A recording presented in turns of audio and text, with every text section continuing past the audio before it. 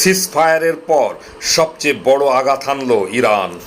একসাথে গল্ফের দুই দেশে শত শত ইরানি ড্রোন এবং হাই প্রিসিশন ব্যালিস্টিক মিসাইল মারল ইরান। শান্তির নাম করে আমেরিকা যখন আবারও বিশ্বাসঘাতকতা করে রাতে সিরাজ দ্বীপ, খরগ দ্বীপ এবং কেশম দ্বীপে থাকা ইরানি কোস্টাল রাডারের সাইডে হামলা চালায়, ভোরবেলায় তার দাঁত ভাঙা জবাব দেয় আইআরজিসি। তবে এবার কোনো সাধারণভাবে নয়, ইতিহাসের সবচেয়ে নিখুঁত ও সিজফায়ারের পর সবচেয়ে বড় পাল্টা আক্রমণ চালিয়েছে আমেরিকা। রীতিমতো চুপসে দেয় ইরান। এমন হামলার পর তড়িঘড়ি করে সেন্টকম জেনারেলরাও এবার ট্রাম্পকে ফোন করে পরিস্থিতির ভয়াবহতা বোঝান এবং রণতরী ও মিসাইল পজিশন সরিয়ে নেন।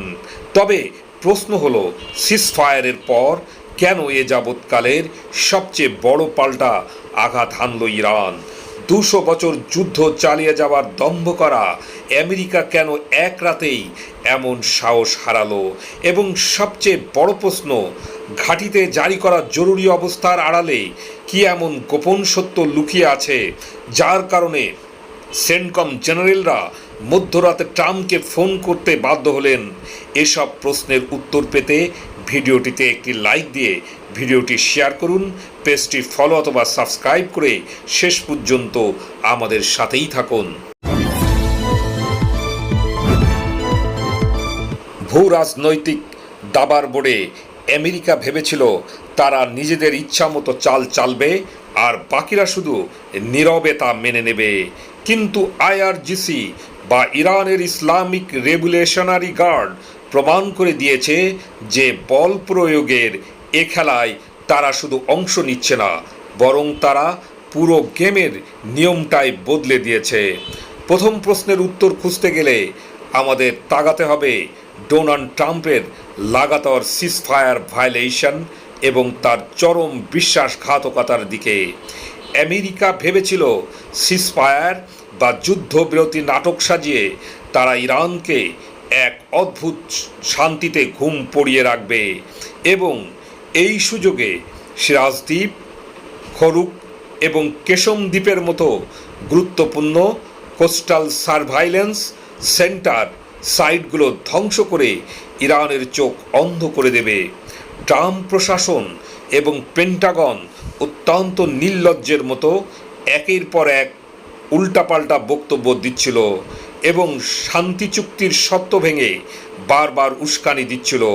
কিন্তু তারা ভুলে গিয়েছিল যে ইরান কোনো দুর্বল রাষ্ট্র নয়, যে তাদের রাডারে হামলা হলে তারা জাতিসংঘে গিয়ে বিচার চাইবে।